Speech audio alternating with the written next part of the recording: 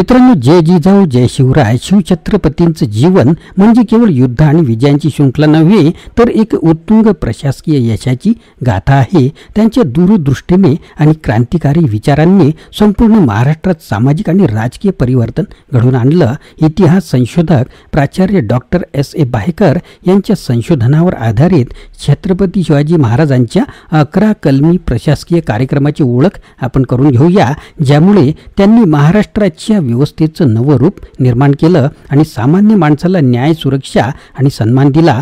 शिवरायांचा हा कार्यक्रम आजही आदर्श आहे. चला तर मग जाणून घेऊया शिवछत्रपतींचा अद्वितीय प्रशासकीय दृष्टिकोन. शिवछत्रपतींनी वतनदारी पद्धत बंद करून राज्यकारभारात नेमके कोणते बदल घडवून आणले? शेतकऱ्यांच्या पिळवणुकीला थांबवण्यासाठी शिवरायांनी कोणती क्रांतिकारी पावलं उचलली होती? जातपात आणि धर्माच्या पलीकडे जात राष्ट्रीय भावनेला प्रोत्साहन देणारं शिवरायांचं प्रशासन किती वेगळं होतं? शिवाजी महाराजांनी गुन्हेगारांना नोकरीत सामावून काय साध्य केलं आणि त्यांच्या राज्यावर कसा परिणाम पडला? वंश परंपरागत वतन पद्धती बंद करून विकेंद्रीकरणाच्या विचारसरणीतून शिवरायांनी राज्यकारभार कशा प्रकारे सुधारला? बिनखर्चिक आणि त्वरित न्यायदान पद्धती नेमकी कशी कार्यान्वित केली गेली आणि सामान्य जनतेला त्याचा कसा फायदा झाला? शिवरायांच्या 11 कलमी कार्यक्रमातील कोणता निर्णय आजच्या काळात सुद्धा लागू केला जाऊ शकतो?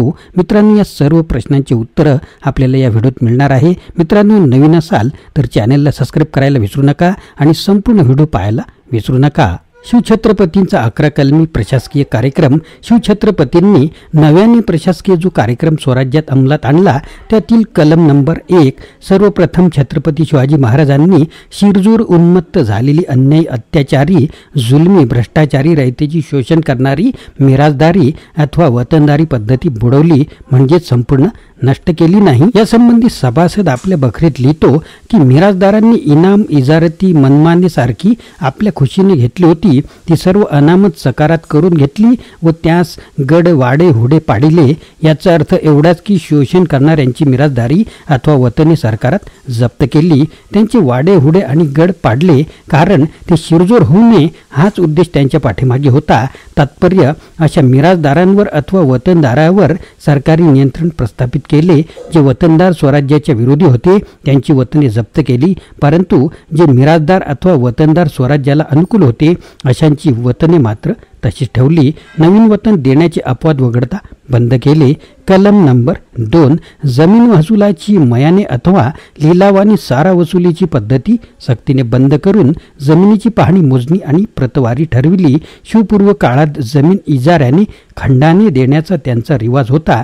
जमीनदार रयतेकडून वाटेल तशी वसुली करत मिराजदार अथवा वतनदार रयतेला म्हणजे गोरगरीब शेतकऱ्यांना त्रास देत असत. सरकारला सुद्धा जुमानीत नसत. स्वतःचे सैन्य, वाडे, हुडे, गडी, किल्ले बांधून शिरजोर आणि जबर होत असत. शिवछत्रपतींनी अशा जुलमी, अन्यायी, अत्याचारी, भ्रष्टाचारी आणि शिरजोर अशा मिराजदारी अथवा वतनदारी मोडून त्यांच्याकडून महसूल वसुलीचे मुलकी व दिवाणी अधिकार काढून घेतले. त्याऐवजी सरकारी नोकर नेमून त्यांना वतन न देता नगदी वेतन दिले आणि जमाबंदी आणि महसूल वसुलीची सामान्य पद्धत अंमलात आणली. त्यामुळे शेतकरी सुखी झाला. कलम नंबर 3. पूर्वी मिराजदारांच्या अथवा वतनदाराच्या लहरीला येईल तितका मन मानेल तसा 8-10 पट सुद्धा सारा व खंड शेतकऱ्यांकडून घेतला जात असे. शेती पिकली नाही, नैसर्गिक आपत्ती आली तथा सुलतानी अरिष्ट आले, शेती उद्ध्वस्त झाली तरी सारा हा सक्तीने वसूल केला जात असे. त्यामुळे बऱ्याच जमिनी ओस पडल्या होत्या. गावे सोडून लोक स्थलांतरित होत होते. त्यामुळे गावच्या गावी निर्मनुष्य होत असत. तेव्हा शिवछत्रपतींनी पिकांची प्रत्यक्ष पाहणी करून जमीनच्या उत्पन्नाचे 5 हिस्से केले. त्यापैकी 3 हिस्से शेतकऱ्यांना आणि 2 हिस्से सरकारला द्यावे अशी व्यवस्था केली होती. त्यामुळे शेतकरी, खंडकरी मिराजदारांच्या अत्याचारातून आणि जुलमातून वाचला. तसेच शेती उत्पन्नाचा अधिकांश भाग शेतकऱ्यांकडे राहून तो समृद्ध, सुखी आणि आनंदी झाला. उत्पन्नात वाढ करू लागला, सुरक्षित झाला. शेतकरी मिराजदारांच्या पिळवणुकीतून तथा कचाट्यातून वाचल्यामुळे शिवछत्रपतींचे गुणगौरव करू लागला, महाराजांना दुवा देऊ लागला. त्यामुळे सामान्य जनतेचा पाठिंबा स्वराज्याला प्राप्त झाला. स्वराज्याविषयी आणि शिवछत्रपतींच्या कार्याविषयी लोकांचा विश्वास दुणावला. लोकांचे जीवन सुरक्षित, निर्भय झाले. कलम नंबर 4. शेती आणि शेतकऱ्याला सरकारी संरक्षण. स्वराज्याच्या मुलखातील पडीक जमीन गरीब शेतकऱ्याला लागवडीसाठी देऊन शेतीसाठी बी बियाणे, ओतासाठी नांगर, बैल वगैरे देऊन नवीन जमीन लागवडीसाठी आणणाऱ्याला जमिनीचा काही वर्षी सारा देखील माफ केला. तसेच शेतीचा नैसर्गिक तथा सुलतानी प्रकोपामुळे बुडाली तर शेतकऱ्यांना साऱ्यात सूट देऊन सवलत देण्यात आली. दुष्काळात शेतकऱ्यांचे अन्न पाणी, गुरांना चारा, वैरण सरकारतर्फे पुरवण्याची व्यवस्था करण्यात आली होती. एकूण शेती आणि शेतकरी यांना सरकारी संरक्षण दिल्यामुळे जमिनी लागवडीखाली आल्यामुळे शेतीचे उत्पन्न वाढले आणि सरकारी तिजोरीत सारा सुद्धा जास्तीचा जमा झाला. शेतकरी सुखी झाला, शेती सुधारली आणि उत्पन्न सुद्धा वाढले. असा बदल अथवा परिवर्तन स्वराज्यापूर्वी जनतेला कधी झालेला दिसलाच नाही. त्यामुळे स्वराज्याला लोक पाठिंबा प्राप्त झाला याची नोंद महत्त्वाची ठरते. कलम नंबर 5. सरंजामशाही नोकर यांना विसर्जित करून नव्याने स्वराज्यनिष्ठ माणसांची पारख करून नोकर भरती केली. जुनी नोकरशाही रद्द. सर्वच जाती जमाती आणि विविध धर्मातून गुणवत्तेच्या आधारावर नोकर भरती करून सरकारी नोकर नेमले. अर्थात जातपात धर्म न पाहता क्रांतिकार्यातून शेतकरी वर्गातून पुढे आलेल्या व्यक्तीतील गुण व कर्तबगारी पाहून लष्करी व मुलकी अधिकारी नेमले. कोणत्याही जातीच्या जमातीच्या अथवा धर्माच्या लोकांना आरक्षण मात्र दिले नाही. शिवछत्रपतींचा हा आदर्श आजच्या राज्यकर्त्यांना घेण्यासारखा आहे. त्यासाठी त्यांनी शिवचरित्राचे चिंतन, मनन आणि संशोधन याकडे लक्ष देणे काळाची गरज आहे. छत्रपती शिवाजी महाराजांच्या स्वराज्य सेवेतील निष्ठावंत शिलेदार आणि नोकरांची यादी देऊ म्हटलं तरी ती फारच लांबलचक होईल. याचा त्याच इतिहासाला ज्ञात असलेली महत्त्वाची नावे जरी बघितली तरी त्यांनी स्वराज्य कार्याला जातपात धर्म कधीच आड येऊ दिला नाही. उदाहरणादाखल काही महत्त्वाची नावे अशी: कान्होजी नाईक जेधे, सर्जेराव बाजी जेधे, नागोजी जेधे, दादाजी कृष्ण लोहकरे, संभाजी कावजी, शिवाजी न्हावी, तानमहाला, बाजीप्रभू देशपांडे, सेनापती नेताजी पालकर, शंभूसिंग जाधवराव, सिद्दी हिलाल, मदारी मेहतर, नूर खान, काजी हैदर, दौलत खान, दर्या सारंग, संभाजी काटे, शिवाजी इंगळे, बहिर्जी नाईक जाधव, मुरारबाजी देशपांडे, तानाजी मालुसरे, सेनापती प्रतापराव गुजर, कोडजी फरजद, रामोजी पांगेरा, रुद्राजी नाईक, यसाजी कंक, कोंडानी कंक, दादाजी नरसप्रभू देशपांडे, बाबाजी बापूजी, कावजी कोंडाळकर, सूर्यरात काकडे, दोरोजी गोदाजी जगताप, वाघोजी तुपे, श्यामराज पंत राजेकर, मानकोजी दहातोंडे, बाळाजी हरी,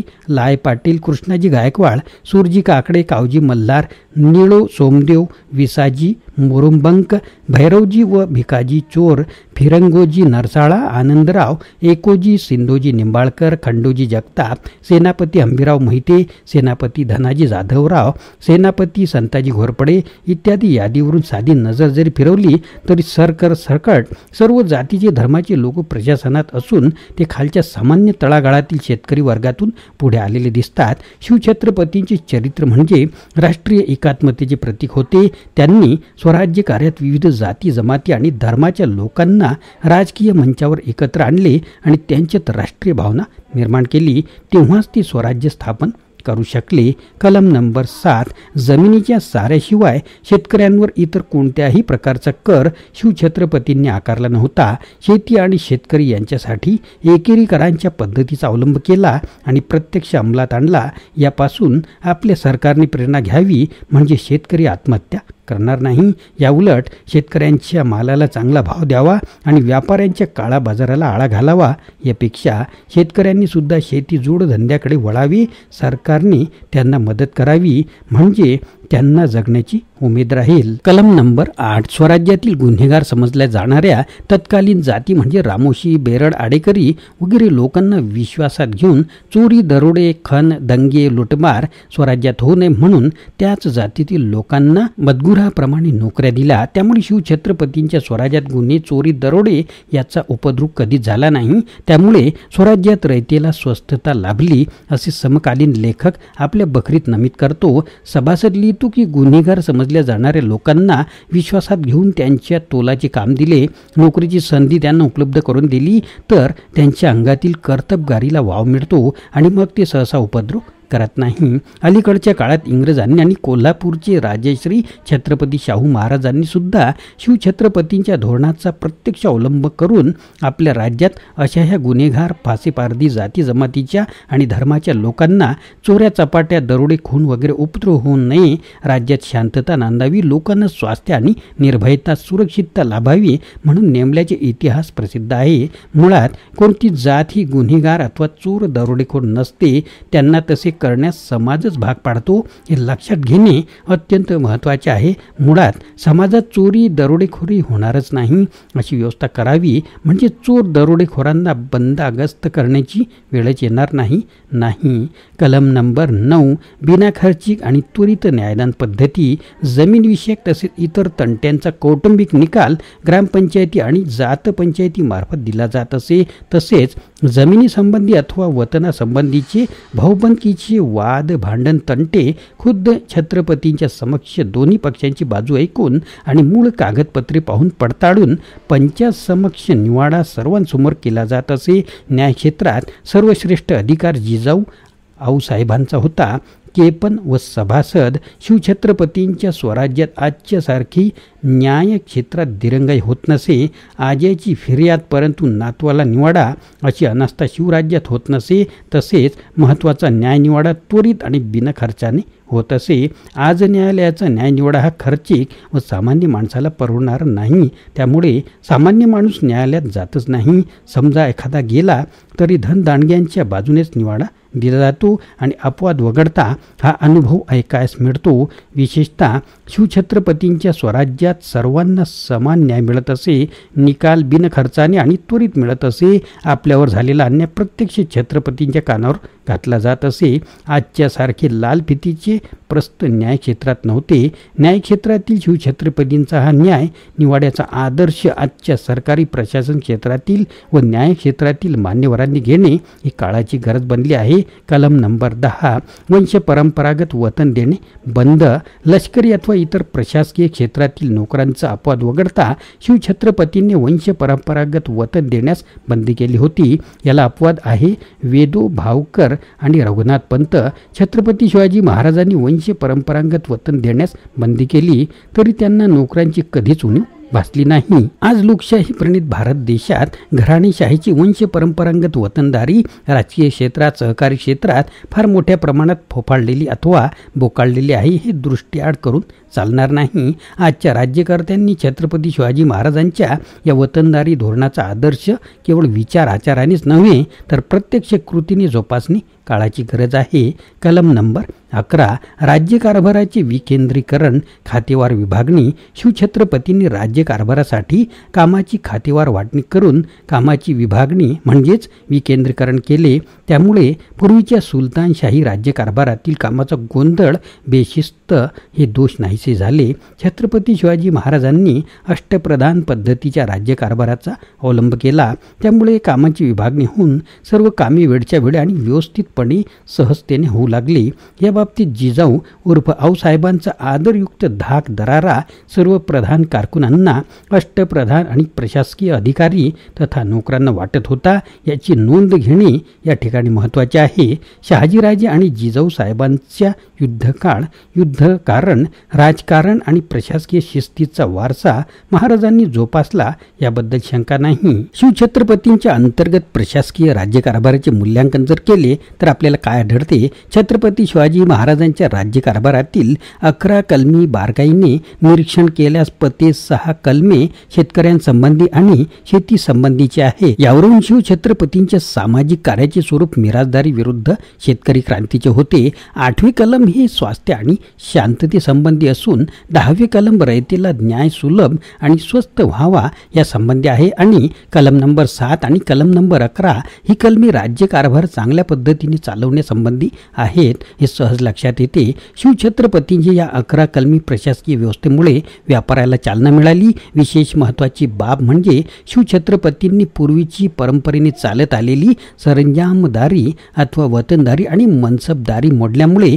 अथवा त्यांवर सरकारी नियंत्रण घातल्यामुळे व्यापाऱ्यांच्या दृष्टीने दुसराही एक महत्त्वाचा परिणाम असा झाला की पूर्वी प्रत्येक सरंजामदार अथवा वतनदार आणि मनसबदार आपापल्या प्रांतातील जकात मन मानेल तशी बसवीत आणि वसूल करीत असत. या जकातींना कोणताही ताळतंत्र नव्हते आणि हिशोबही नव्हता. प्रत्येक सरंजामदार अथवा वतनदार आणि मनसबदाराची जकात वेगवेगळी आकारात, त्यामुळे इतक्या भरमसाठ जकाती व्यापाऱ्याला भरणे जड जात असे. त्याचा परिणाम असा झाला की व्यापार हा मोडकळीस आला होता. शिवछत्रपतींनी नवीन महसुलाप्रमाणे जकाती सुद्धा आखीव आणि हिशोबी केल्याने व्यापारावरील जकातीचा भार हलका झाला आणि पूर्वीच्या सरंजाम, वतनदार आणि मनसबदारांनी आकारलेली निरनिराळी जकात जाऊन आता सबंध राज्याची अर्थात स्वराज्याची एकच जकात आकारल्यामुळे अनेक पटीने व्यापारात वाढ झाली. त्यामुळे नव्याने व्यापारी पेठा वसू लागल्या. शिवछत्रपतींनी व्यापारविषयक पाश्चिमात्य वसाहतकारांशी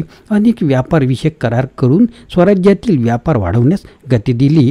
त्या करारातील विशेष महत्त्वाचे कलम म्हणजे स्वराज्यात गुलामाच्या व्यापाराला बंदी होती. याची नोंद या ठिकाणी महत्त्वाची ठरते. दुसरी महत्त्वाची बाब म्हणजे मिठाच्या व्यापाराला संरक्षण त्या काळात दिले होते. हे विशेष समजले पाहिजे.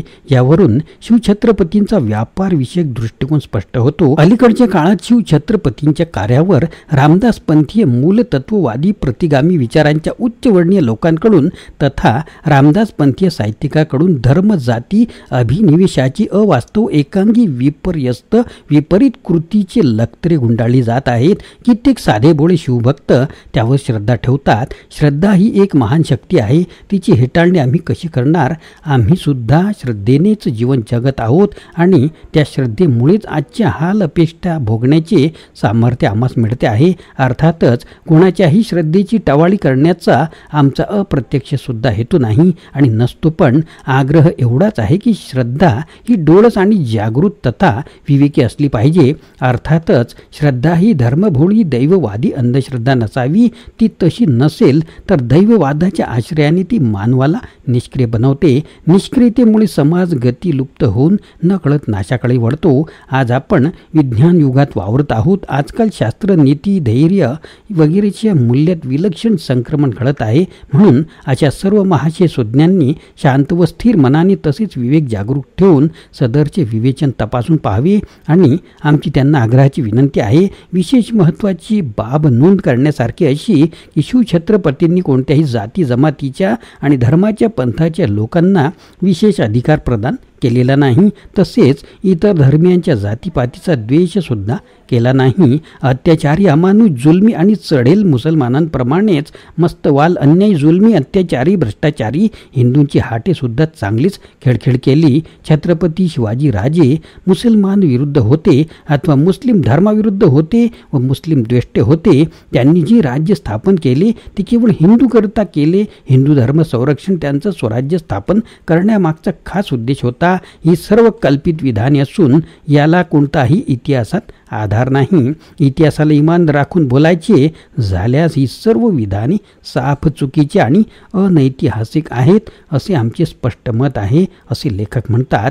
तिसरी महत्त्वाची बाब म्हणजे शिवछत्रपती हे हिंदूंच्या साधू संतांप्रमाणे इतर जाती जमातीच्या आणि धर्माच्या साधू संतांचा मान सन्मान करीत असत. इतकेच नव्हे तर हिंदूंच्या देवळांप्रमाणे मुसलमानांच्या दाना मशिदींना सुद्धा दानधर्म करीत असत. इसवी सन 1648 मध्ये विजापूरच्या लष्करातून 700 पठाण चाकरी मागण्याकरता शिवाजी महाराजांकडे आले. तेव्हा गोमाजी नाईक पानसबळ यांनी महाराजांना सल्ला दिला. तो फार चांगला म्हणून त्वरित मान्य केला आणि त्या 700 पठाणांना आपल्या लष्करी नोकरीला ठेवले. त्यासंबंधी गोमाजी नाईक पानसबळ यांनी दिलेला सल्ला याचाच शब्दात असा गोमाजी नाईक पानसबळ महाराजांना म्हणतात की तुमचा नैतिक लौकिक ऐकून हे मुसलमान लोक तुमच्याकडे आलेले आहेत, त्यास विन्मुख जाऊ देणे योग्य नाही. हिंदूचा संग्रह करून इतरांची दरहकदार ठेवणार नाही अशी कल्पना धरली तर राज्य साध्य होणार नाही.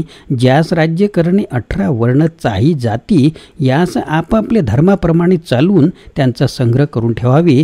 यावरून छत्रपती शिवाजी महाराजांचा धर्माकडे आणि जाती जमातीकडे पाहण्याचा दृष्टिकोन डोळस, विवेकी आणि निरोगी होता. त्यांची धार्मिक दृष्टी अंध नव्हती. आमच्या मते शिवछत्रपतींचे आगळे वैशिष्ट्य वैशिष्ट्य जर कोणते असेल तर ते म्हणजे नैतिकतेला कर्तृत्वाची आणि कर्तृत्वाला नैतिकतेची जोड हेच आहे. ह्या गुणांचा वारसा त्यांना आपल्या मात्या पित्याकडून लाभला होता, जो त्यांनी आचार विचार आणि कृतीने प्रत्यक्षात उतरविला. याला जगाच्या इतिहासात तोड नाही. छत्रपती शिवरायांनी स्वराज्य निर्मितीची जी मोहीम सुरू केली होती ती काही ठिकठिकाणी लुळ्या पांगळ्या गायींचे पांजरपोळ उभारण्यासाठी नव्हती, तसेच ब्राह्मणांच्या डोक्यावर घेरशेंड्या कोरणाऱ्या न्हाव्याच्या कारखाने काढण्यासाठीही नव्हती. याशिवाय जिकडे तिकडे मंदिर उभारण्यासाठी आणि मुसलमानांच्या दर्गे तथा मशिदी उद्ध्वस्त आणि जमीनदोस्त करण्यासाठी तर मुळीच नव्हती. हिंदू धर्म संरक्षण आणि हिंदू धर्माचे राज्य स्थापन करण्याची तर नव्हती. उलट लोहगडासारखे किल्ले आजही बघितले तर तिथे हिंदूंचे मंदिर आणि मशिदी शेजारी शेजारी बांधलेल्या दृष्टीस पडतात. खुद्द रायगडावर देखील हाच देखावा दृष्टीस पडतो. रायगडचा किल्ला हा तर छत्रपती शिवाजी महाराजांच्या राज्याची खास राजधानी होती. हिंदूंच्या मंदिरात प्रमाणे मुसलमानांच्या मशिदीलाही त्यांनी तैनाती बांधून तथा जोडून दिल्या होत्या. त्यांच्या मनात मुस्लिम धर्माविषयी अजिबात द्वेषभावना नव्हती.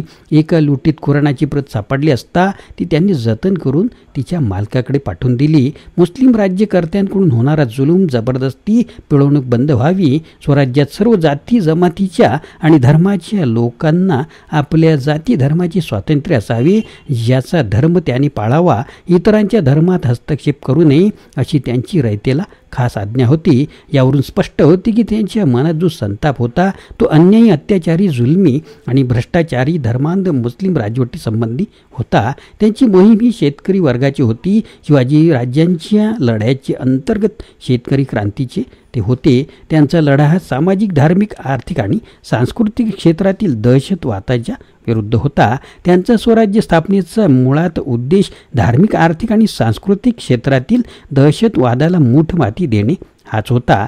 छत्रपती शिवाजी महाराजांच्या लढ्याला धार्मिक क्रांतीचे स्वरूप आले ते मुख्यतः इस्लामी कायद्यामुळे आले. कायदा हा मुळात भौतिक असतो. तात्पर्य भौतिक कारणावरून हे धार्मिक स्वरूप शिवाजी महाराजांच्या लढ्याला प्राप्त झाले होते आणि म्हणूनच ते शिवछत्रपतींच्या लढ्याचे बहिरंग ठरते. परंतु छत्रपती शिवाजी महाराजांच्या लढ्याचे अंतरंग आर्थिक स्वरूपाचे म्हणजेच शेतकरी क्रांतीचे असून अंतरित सामाजिक, धार्मिक, आर्थिक आणि सांस्कृतिक क्रांतीमुळेच त्यांना शूद्रातिशूद्र शेतकरी वर्गाचे पाठबळ मिळाले. प्रस्थापित आणि उच्च वर्णीय हा त्यांच्या वाऱ्यालाही उभा राहिलेला दिसत नाही. त्याचे सेनापती, योद्धा आणि सल्लागार आणि शाहीर याच सामान्य शेतकरी कामगारी वर्गातून उदयाला आले. या विवेचनावरून शिवछत्रपतींच्या कार्याचे नेमके वर्ण कोणते हे आपल्याला लक्षात येऊन विकल्पाचा निराश होईल अशी आशा करायला हरकत नाही. एवढे काम झाले तरी या व्हिडिओचे या लेखकांच्या विचारांचे प्रयोजन सार्थकी लागेल असे म्हणता येईल. छत्रपती शिवाजी महाराजांची शेतकरी क्रांती आणि सामाजिक, धार्मिक आणि सांस्कृतिक क्षेत्रात केलेली क्रांती अजूनही अपूर्ण आहे. ते पूर्ण होणे काळाची गरज आहे. शिवछत्रपतींच्या सामाजिक, धार्मिक, आर्थिक आणि सांस्कृतिक क्षेत्रातील शिवछत्रपतींच्या क्रांतिकारक कार्याची प्रेरणा आजही सतरच्या क्षेत्रातील कार्याला खचितच प्रेरणादायी ठरेल याबद्दल शंका नाही. भारतात शेतकरी, कष्टकरी वर्गाचे दारिद्र्य दूर करायचे असेल तर शिवछत्रपतींच्या चरित्राचा आदर्श हा निश्चितच मार्गदर्शक ठरेल याबद्दल आम्हाला शंका नाही. मित्रांनो, शिवछत्रपतींच्या 11 कलमी प्रशासकीय कार्यक्रमाने एका नव्या युगाचा प्रारंभ केला. वतनदारी आणि सरंजामशाही व्यवस्थेवर त्यांनी केलेली कडक कारवाई, शेतकऱ्यांना दिलेले संरक्षण आणि जाती धर्म पलीकडचं राष्ट्रीय प्रशासन हे त्यांच्या कुशल राजनीतिज्ञ असल्याचं उदाहरण आहे. शिवरायांच्या या क्रांतिकारी विचारसरणीमुळे राज्यकारभाराचे विकेंद्रीकरण आणि बिनखर्चिक न्यायदान प्रणालींनी सामान्य जनतेला न्याय दिला. आजही या कार्यक्रमातून प्रेरणा घेऊन आपण एक आदर्श आणि प्रगत समाजाच्या दिशेने वाटचाल करू शकतो. चला शिवछत्रपतींच्या या महान कार्याची आठवण ठेवून त्यांचं आदर्श राज्य स्वप्न साकार करण्याचा संकल्प करूया. मित्रांनो, व्हिडिओ आवडला तर लाईक, शेअर, कमेंट करायला विसरू नका. नवीन असाल तर चॅनेलला सबस्क्राईब करायला विसरू नका. जय जिजाऊ, जय शिवराय, जय महाराष्ट्र.